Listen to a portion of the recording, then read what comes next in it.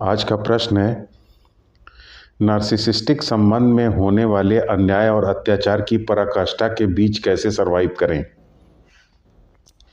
देखिए, narcissistic relationship में अन्याय और अत्याचार तो निश्चित रूप से है, क्योंकि नार्सिसिस्ट अपने आप को सर्वश्रेष्ठ समझता है, सबसे ज़्यादा प्रतिभा संपन्न समझता है। ऐसी फेक सेल्फ इमेज वो अपने अंदर बनाए रहता है ग्रैंडियोसिटी की, और इसलिए दूसरे के जीवन को नियंत्रित करता है। क्योंकि अगर वो दूसरे के जीवन को नियंत्रित नहीं करेगा तो दूसरे लोग उसकी सेल्फ इमेज को सपोर्ट नहीं करेंगे, दूसरे लोग उसकी सेल्फ इमेज को तोड़ देंगे, क्योंकि है तो उसकी सेल्फ इमेज झूठी ही। तो दूसरे के जीवन को नियंत्रित करने की कोशिश करता है। हालांकि उसने ये सेल्फ इमेज अनकॉन्शियसली बनाई होती है, उसको एक डिफेंस मैकेनिज्म की तरीके से वो सेल्फ इमेज को यूज़ करता है, लेकिन उससे दूसरे की ज़िंदगी में तो निश्चित रूप से भयंकर ऑपरेशन और इनजस्टिस क्रिएट होता है, अत्याचार क्रिएट होता है, अन्याय पैदा होता है। अब नार्सिसिस्टिक रिलेशनशिप में अब अगर हमें सरवाइव करना है, उसके बीच में हम हैं, तो फिर हम सरवाइव कैसे करें, ये एक प्रश्न उठता है।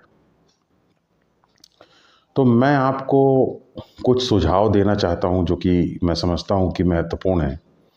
उसमें से पहला सुझाव ये है कि आप नार्सिसिस्ट से फाइट करते हुए नार्सिसिस्ट जैसा ना बने, आप ईगोइस्टिक ना हो।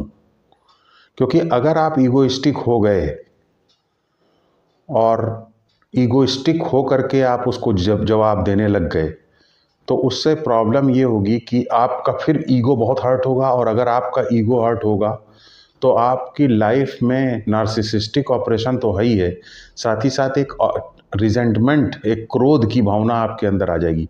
मैंने बहुत सारे लोगों से बात किया है इस मामले में। मैंने देखा है कि वो मुझसे बात करते वक्त नार्सिसिस्ट को कर्स करते रहते हैं, अपने नार्सिसिस्ट पार्टनर को कर्स करते रहते हैं, उसके बारे में बहुत उसको श्राप देते रहते हैं, कर्स करते रहते हैं। तो ये श्राप देना, कर्स करना, उसके बारे में उसको गालियां देना, ये उनके खुद के ईगोइस्टिक होने का परिणाम है, और ये जाहिर करता है कि उनकी लाइफ में बहुत ही रिजेंटमेंट है। तो आप देखिए, अन्याय और अत्याचार को तो फेस कर ही रहे हैं, साथ ही साथ अपने जीवन में भी बहुत रिजेंटमेंट है, बहुत क्रोध है। तो ये क्रोध ईगोइस्टिक होने की वजह से है, क्योंकि वो लोग भी, जो विक्टिम्स हैं, वो भी बहुत ईगोइस्टिक हैं। तो जब विक्टिम ईगोइस्टिक होता है तो उसके साथ दिक्कत ये हो जाती है कि फिर उसके अंदर की जो न्यूरोप्लास्टिसिटी है, वो न्यूरोप्लास्टिसिटी अपना काम नहीं कर पाती, नए न्यूरल पाथवेज फॉलो बन नहीं पाते हैं, नया न्यूरल स्ट्रक्चर उसके माइंड के अंदर क्रिएट नहीं हो पाता है। क्योंकि हमारी जो न्यूरोप्लास्टिसिटी है, अगर हम उसको सही एड दें, सही हेल्प करें, तो वो हमारे माइंड के फंक्शनल एस्पेक्ट्स को भी चेंज कर सकती है, हमारे माइंड के स्ट्रक्चरल एस्पेक्ट्स को भी चेंज कर सकती है। लेकिन ये चीज़ ईगोइस्टिक व्यक्तियों के अंदर नहीं होती, क्योंकि ये जो रिजेंटमेंट है उनके अंदर, एक नए न्यूरल पाथवेज को बनने नहीं देता। देखिए, यहाँ पे ये एक बात कह देना बहुत ज़्यादा ज़रूरी है कि मैं ये नहीं कहना चाह रहा हूँ कि आप प्रोटेस्ट ना करें। प्रोटेस्ट, मैंने ऐसे सीकर्स को भी देखा है जो प्रोटेस्ट कर रहे हैं।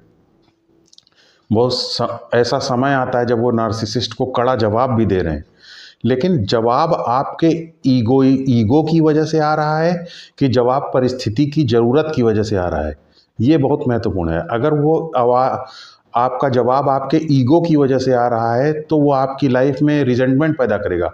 अगर वो आपका जवाब परिस्थिति की ज़रूरत की वजह से आ रहा है, तो फिर वो आपके अंदर के जो माइंड के अंदर जो स्ट्रक्चरिंग है न्यूरोप्लास्टिसिटी के द्वारा, वो होती भी रहेगी, बाउंड्रीज भी बनेंगी, आप अंदर से स्ट्रांग भी होते रहेंगे, और नई टेक्निक्स के लिए भी आप ओपन हो पाएंगे।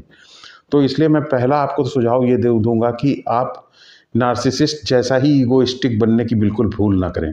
ईगोइस्टिक मत बने। ईगोइस्टिक होने की जगह आप इंटरनली, एटलीस्ट इंटरनली, जब भी अपने आप से बात करें, आप अकेले हों, तो आप ईगोइस्टिक ना हो, आप हम्बल हों। दूसरा जो मैं आपको सुझाव देना चाहता हूँ वो ये है कि अपनी निराशा के ऊपर ज़रूर काबू कीजिए, क्योंकि इस तरीके के रिलेशनशिप हमें बहुत ज़्यादा निराश कर सकते हैं।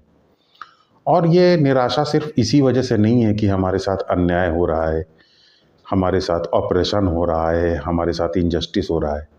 निराशा इस वजह से भी हो जाती है क्योंकि हम तमाम वीडियोस देखते हैं, वीडियोस में बहुत सारी टेक्निक्स हमें बताई जाती हैं कि ये चीज़ करिए, ये चीज़ मत करिए। हम जानते हैं क्या हमें करना चाहिए, क्या नहीं करना चाहिए, इसे हम सीख भी गए हैं। लेकिन अपने आप से बैलेंस बनाने के लिए कभी-कभी हम ऐसी गलती कर बैठते हैं, जिसमें कि हम वो भी कर बैठते हैं जो हमें नहीं करना चाहिए। तो ऐसी परिस्थिति में हमें घोर निराशा होती है क्योंकि हम ये सोचते हैं कि हम वो नहीं कर सके जो कि ज़रूरी है, हम वो नहीं कर सके जो मुझे करना चाहिए था, हम वो नहीं कर सके जो हमें जानकारी थी कि हमें नहीं करना चाहिए। तो जब ऐसी निराशा हमें घेर लेती है, तो उस वक्त हमें कुछ चीज़ें सोचनी चाहिए और हमें ये देखना चाहिए कि हम निराशा को कैसे मैनेज करें।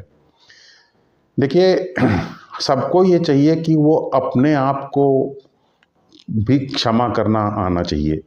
अपने आप को क्षमा करना बहुत इम्पोर्टेंट है। क्षमा कई स्तर पर हो सकती है। क्षमा इस तरीके से भी हो सकती है कि क्षमा फॉरगिवनेस के बारे में बात करना आपको गैसलाइट कर दे, आपकी रियलिटी को नकार दे, आपके अंदर नेगेटिव इमोशंस भर दे। अगर मैं आपसे सीधे कहूँ कि भाई जो गलती कर रहा है उसको आप क्षमा कर दीजिए, तो ये आपको आपके अंदर आपकी रियलिटी को ही नकार सकता है, आपके अंदर नेगेटिव इमोशंस पैदा कर सकता है, आपको परेशान कर सकता है। या अगर मैं ये कहूँ कि आप इस व्यक्ति को क्षमा कर दीजिए क्योंकि इस व्यक्ति के अंदर खुद ही डिसऑर्डर्स हैं, ये खुद डिसऑर्डर की वजह से मजबूर है, ये खुद मैकेनिकल है, ये वो जो कर रहा है उसके सिवा कुछ कर ही नहीं सकता, ये एक रोबोट है। तो अब ये फॉरगिवनेस दूसरे को आप जब कर रहे हैं तो ये आप समझ करके कर रहे हैं। तो समझ करके जब हम फॉरगिव करते हैं तो उससे नेगेटिव इमोशंस नहीं पैदा होते। तो ये तो दूसरे को फॉरगिव करने की बात आई, लेकिन उससे भी ज़्यादा ज़रूरी है अपने आप को फॉरगिव कर पाना। क्योंकि हमने रिलेशनशिप को शुरू किया, रिलेशनशिप हो सकता है मेरी नासमझी की वजह से ये रिलेशनशिप हुई हो सकता है कि रिलेशनशिप में हमें बहुत सारी जानकारियाँ हमने इधर उधर से इकट्ठी की है, उन जानकारियों के हिसाब से हमें नॉलेज है कि क्या करना चाहिए लेकिन हम वो ना कर पा रहे हों। तो अगर हम नहीं कर पाए हैं तो क्या होगा, हम निराश हो जाते हैं। लेकिन नहीं, हमको अपने आप को क्षमा करना होगा ताकि हम इस निराशा को रोक सकें अपने अंदर। सेल्फ फॉरगिवनेस याद रखिए बहुत ही स्ट्रेटेजिक फॉरगिवनेस है, क्योंकि सेल्फ फॉरगिवनेस आपके अंदर की निराशा को दूर करती है। और चाहे परिस्थिति कैसी भी हो, चाहे रिलेशनशिप कैसा भी हो, निराशा जो है हमेशा ये मत समझिए कि निराशा सिर्फ रिलेशनशिप की वजह से है। निराशा का कैरेक्टर ही एग्जिस्टेंशियल है। एक डेनिश फिलोसोफर थे, उनका नाम था सोरेन किर्केगार्ड। उन्होंने इस निराशा या डिस्पेयर के ऊपर बहुत काम किया है और उन्होंने ये बात कही थी कि निराशा मूल रूप से इसलिए है क्योंकि हम अपने सेल्फ का सही नेचर नहीं समझ पाते हैं। जब हम अपने सेल्फ का सही नेचर समझ पाते हैं तब हमारी निराशा धीरे धीरे ख़त्म होना शुरू होती है। और ये बहुत ही सही बात उन्होंने कही, ये बिल्कुल सही है। इनफैक्ट आपने देखा होगा, चूँकि हम सब अपने ओरिजिनल सेल्फ में, हमारा जो प्राइमल सेल्फ है उसमें नहीं जीते हैं, हमारा जो ट्रांसेंडेंटल परमार्थिक सेल्फ है उसमें हम नहीं जीते हैं, तो इसकी वजह से हम कैसे सेल्फ में जीते हैं, अपने लिमिटेड सेल्फ में जीते हैं, जो बॉडी माइंड को ही सेल्फ समझ करके जीते हैं। तो बहुत सारे लोग ऐसे होते हैं जिनको बॉडी माइंड में जीने की वजह से भी उनको कोई निराशा नहीं है। तो आप मत समझिए कि अगर उन्हें निराशा नहीं है तो वो बहुत स्ट्रांग या बहुत ही स्मार्ट है। एक्चुअली उन्होंने अपने जीवन में इतने एम्बिशंस बना लिए हैं, वो इतना रिच होना चाहते हैं, इतनी सुविधाएं इकट्ठा करना चाहते हैं कि उनकी जो निराशा है वो उनके एम्बिशन के अंदर ही फैल गई है। तो निराशा एक ऐसी चीज़ है जो कि ऐसा हो सकता है कि हमारे जीवन में कन्वीनियंस लेकर के आए, लेकिन कन्वीनियंस लाने के बावजूद भी निराशा जो है कभी भी हमारे जीवन का सच नहीं बन सकती, क्योंकि हमारा स्वभाव अपने एक्चुअल सेल्फ में, अपने बेसिक सेल्फ में रहने का है। तो वो लोग एक तरीके से देखा जाए तो फॉर्चुनेट हैं जिनके अंदर सर्टेन लेवल पर निराशा है, क्योंकि ये निराशा हमें जगाने का काम करती है। अब आपके अंदर भी ये निराशा है, मेरे अंदर ये एग्जिस्टेंशियल डिस्पेयर थी जिसे मैं आज के 25 साल पहले करीब मैं महसूस कर, इनफैक्ट 25 जब मैं पैदा हुआ था तभी मैं एक ही चीज़ में अपने बचपन के बारे में बता सकता हूँ बहुत ही क्लियरली कि मेरे अंदर ये एक एग्जिस्टेंशियल डिस्पेयर था, एक निराशा थी। और मैं समझ नहीं पाता था कि ये किस तरीके की निराशा है। लेकिन उसी निराशा को दूर करने के लिए मैंने इतना काम किया। तो निराशा जो है एक बहुत ही वैल्यूएबल चीज़ हो सकती है, क्योंकि ये हमारे सेल्फ के साथ, इनर सेल्फ के साथ यूनाइट करने की दिशा में हमारे लिए प्रयास करती है। तो आपके रिलेशनशिप में भी अगर कोई निराशा है, तो उस निराशा का इस्तेमाल ही तो आप कर रहे हैं, जो नई नई टेक्निक्स का इस्तेमाल कर रहे हैं, ब्रीदिंग टेक्निक्स को आप सीख रहे हैं, जाप करने को आप सीख रहे हैं।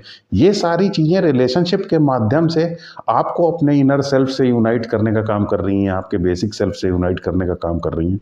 तो आप ये मत समझिए, निराश मत होइए ये जान करके कि अगर ऐसा रिलेशनशिप में आप पड़ गए हैं तो बहुत आप ऑपरेशन और इनजस्टिस ने आपकी ज़िंदगी के सर्वाइवल को मुश्किल कर दिया है। इसको दूसरे तरीके से लीजिए कि ये डिस्पेयर और ये निराशा जो है आपके एक्चुअल सेल्फ को, आपके प्राइमल सेल्फ से आपको मिलाने का काम कर रही है, आपकी स्पिरिचुअल ग्रोथ, आपके स्पिरिचुअल डेवलपमेंट का काम कर रही है।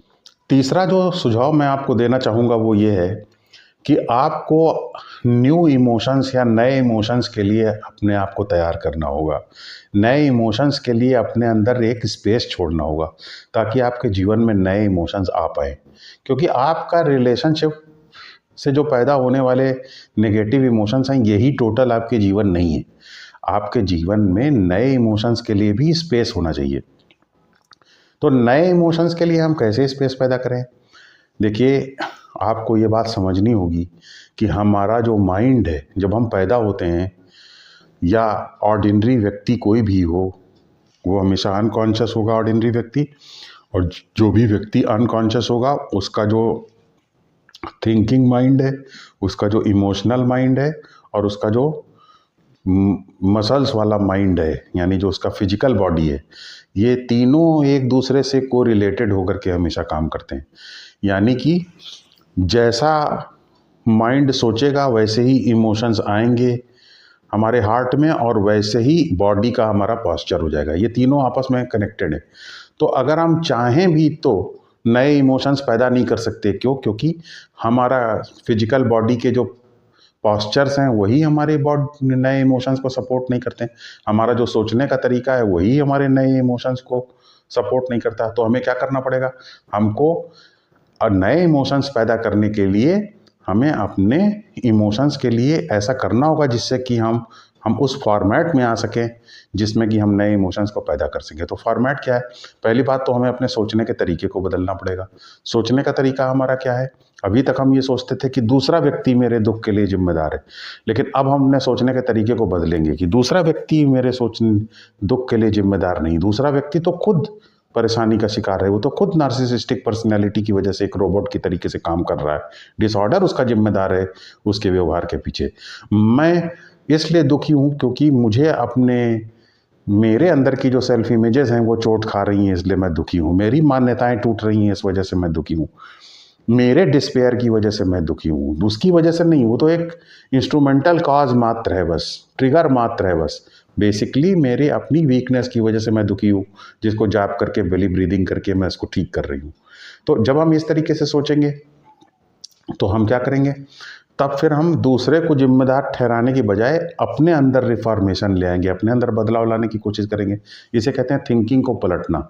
फिर हम नार्सिसिस्ट से लड़ने के लिए, मतलब नार्सिसिस्टिक पर्सनैलिटी, नार्सिसिस्टिक डिसऑर्डर से प्रभावित व्यक्ति अगर हमारा पार्टनर है, तो उस पार्टनर को डील करने के लिए इस रिलेशनशिप के अंदर शांति मैं अपनी तरफ से ला सकूं, इसके लिए नई नई मैं स्पिरिचुअल टेक्निक सीख रहा हूँ, नार्सिसिज्म के बारे में जानकारी हासिल कर रहा हूँ। तो इस तरीके से माइंड को मैं नॉलेज दे रहा हूँ। जब माइंड को मैं नॉलेज देता हूँ तो मैं अपने थॉट्स के तरीके को चेंज करता हूँ। तो मेरे थॉट्स एक दूसरी दुनिया से आते हैं, एक नॉलेजेबल दुनिया से आते हैं, एक दूसरे स्फीयर से आते हैं। तो इसका मतलब मैं अपने माइंड को चेंज कर रहा हूँ। फिर दूसरी बात, फिर मुझे अपने फिजिकल जो मेरा शारीरिक पॉस्चर है, उस पॉस्चर को भी चेंज करना पड़ेगा, क्योंकि हम अपने माइंड को तो चेंज कर रहे हैं नॉलेज दे करके, उसी तरीके से हमें अपने पॉस्चर को भी चेंज करना पड़ेगा। जब हम अपना पॉस्चर और माइंड दोनों चेंज करेंगे तो ये दोनों मिल करके हमारे इमोशंस को भी चेंज करने में सहायता कर पाएंगे। वरना इमोशंस चेंज तो होंगे लेकिन थोड़ी देर के लिए बस हो पाएंगे। तो हम अपने पॉस्चर को किस प्रकार से चेंज करें? देखिए पॉस्चर के अंदर भी प्लास्टिसिटी होना बहुत ज़रूरी है। जैसे माइंड के अंदर न्यूरोप्लास्टिसिटी होती है, वैसे ही हमारे शरीर के अंदर भी एक प्लास्टिसिटी है।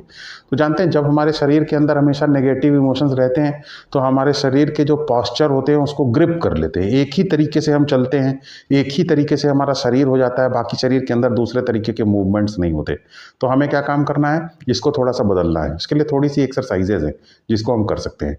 जैसे हमें शरीर के अपने सारे अंगों को कसना है और ढीला करना है, एक एक करके सारे अंगों को, पैर को कसना है, ढीला करना है, हाथ को कसना है, ढीला करना है। और उसके बाद अपनी जो कॉन्शियस, अपना जो अटेंशन है वो शरीर के सारे अंगों में लेके जाना है। और उसके बाद पूरी बॉडी के फुल अटेंशन में हमको, पूरी बॉडी के अंदर मेरा अटेंशन रहे, इस तरीके से मुझे पूरी बॉडी को स्कैन करना है। तो जब हम इस तरीके से पूरा स्कैन करेंगे, यानी पूरी बॉडी के अंदर मेरी कॉन्शियसनेस जब रहेगी, अटेंशन रहेगा, पूरी बॉडी को अपनी फील कर पाएंगे। तो जब हम पूरी बॉडी को अपनी फील कर पाते हैं तो आप समझ जाइए कि फिर हमारी बॉडी फ्री हो गई।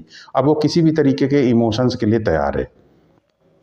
तो अगर हम पूरी बॉडी के अंदर अपनी कॉन्शियसनेस को रखते हैं, अटेंशन को रखते हैं, पूरी फुल बॉडी के अंदर हमारा अटेंशन अगर है, पूरी बॉडी को हम स्कैन करते हैं और उसके अंदर कॉन्शियस रहते हैं, तो हम पाएंगे कि नए थॉट्स और नए बॉडी के अंदर की जो हमारा अटेंशन है पूरा, वो तुरंत नए इमोशंस के लिए हमको रेडी कर देता है। और जब हम नए इमोशंस को लेकर के एकोमोडेट कर पाते हैं तो हम तुरंत वो सब काम कर पाते हैं जो कि हमको पसंद है, जो हमारा एम है, जो हमारा जीवन में करने का उद्देश्य है, जो हम अपना वर्क करना चाहते हैं अपने जीवन में आगे बढ़ने के लिए, वो सब हम कर पाते हैं।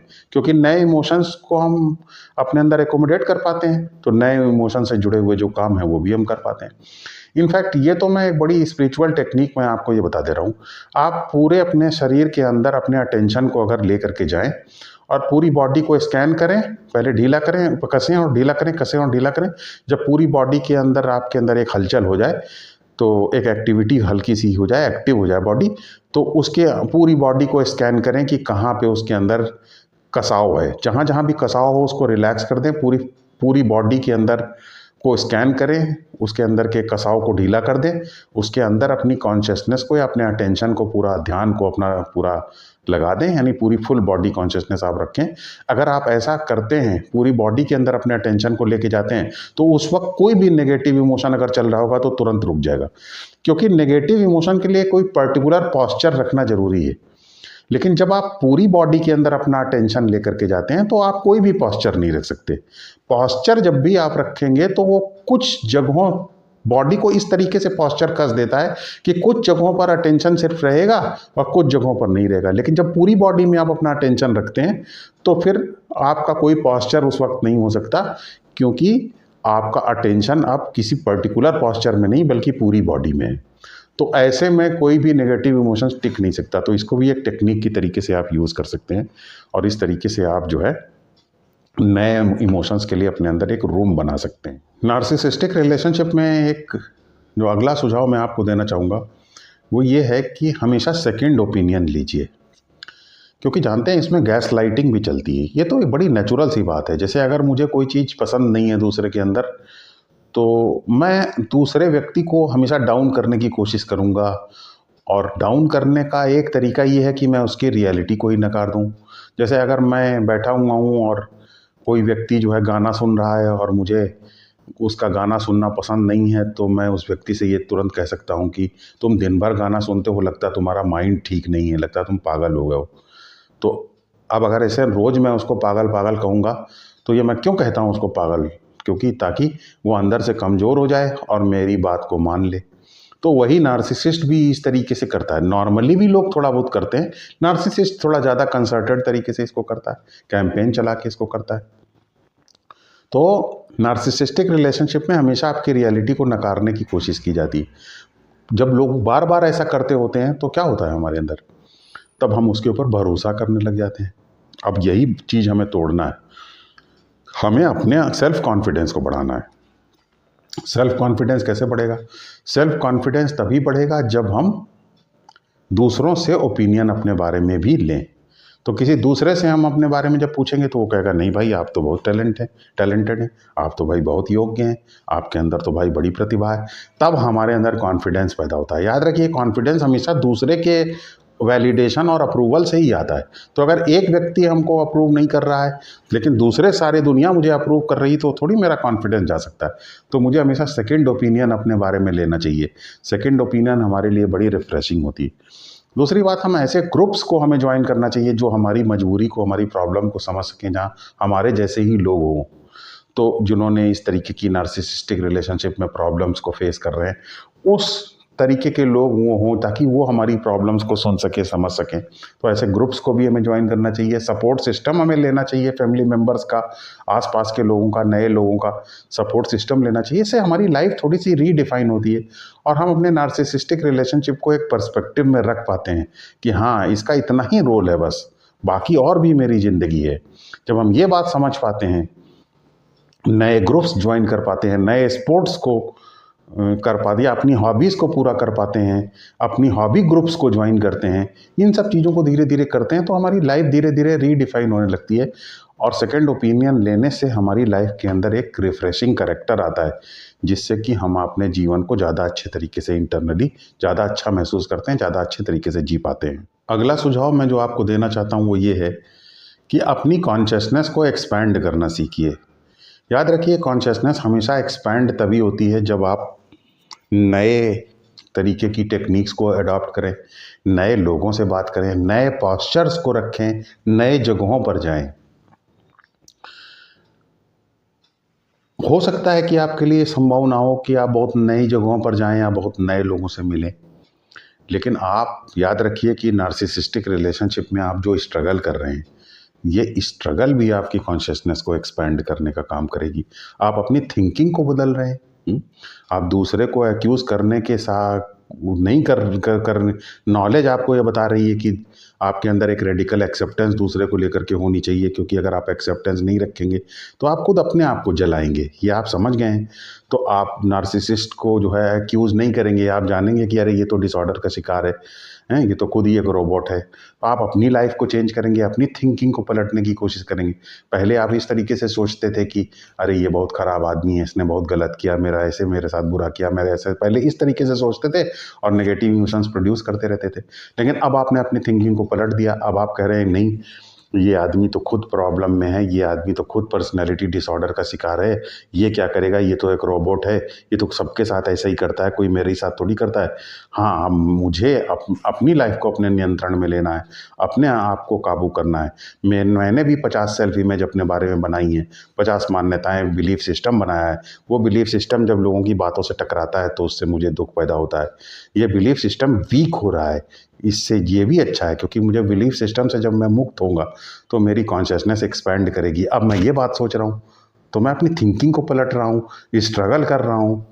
तभी देखिए, आप नार्सिसिस्टिक रिलेशनशिप में स्ट्रगल करने वाला व्यक्ति जब किसी दूसरे नॉर्मल रिलेशनशिप में जाता है तो ज़्यादा स्ट्रांग नज़र आता है। क्यों? क्योंकि उसकी कॉन्शियसनेस स्ट्रगल की वजह से ज़्यादा एक्सपैंड कर गई होती है। मान लीजिए कोई व्यक्ति हवाई जहाज़ में जा रहा है और पता चल जाए उसको कि हवाई जहाज़ अभी समुद्र में गिरने वाला है, और उसके बाद बड़ी मुश्किल से हवाई जहाज़ समुद्र थोड़ा टच भी कर जाए, लेकिन किसी तरह पायलट उसको फिर निकाल के समुद्र के ऊपर से किसी तरह किसी एयरपोर्ट पे या किसी कहीं जा कर के किसी तरह लैंड करा दे और बाल बाल बच गया, समझिए वो आदमी उतर के आए। तो ऑर्डिनरी लाइफ की सिचुएशंस को फिर वो ज़्यादा उस पर रिएक्ट नहीं करेगा, क्योंकि उसकी कॉन्शियसनेस ऑलरेडी इतने बड़े हवाई हादसे के बाद उसकी कॉन्शियसनेस ऑलरेडी इतनी भारी स्ट्रगल के बाद एक्सपैंड हो चुकी। उसी तरीके से इस रिलेशनशिप में आप जितना ज़्यादा स्ट्रगल कर रहे हैं उससे आपकी कॉन्शियसनेस भी एक्सपैंड कर रही है। आप अपने सोचने का तरीका बदल रहे हैं, उससे आपकी कॉन्शियसनेस एक्सपैंड हो रही है। आप नॉलेज इकट्ठी कर रहे हैं, उससे भी आपकी कॉन्शियसनेस एक्सपैंड हो रही है। ये सारी चीज़ें कैसे होती हैं अगर आप इस तरीके के रिलेशनशिप में ना होते? तो ये आपकी कॉन्शियसनेस एक्सपैंड हो रही है, आप इसे अलाउ करिए कि एक्सपैंड हो रही है ये, और इस तरीके से आप जो है अपने जीवन में निराशा को छोड़िए और रिलेशनशिप में स्पिरिचुअल टेक्निक्स को फॉलो कीजिए, जपा को फॉलो कीजिए, बेली ब्रीदिंग इत्यादि को फॉलो कीजिए। जैसा मैंने अभी बताया टेक्निक, ये पूरी बॉडी के अंदर अपने अटेंशन को ले जाना सीखिए। ये सारी टेक्निक्स को फॉलो करके आप सर्वाइव करने की दिशा में महत्वपूर्ण कदम उठा सकते हैं।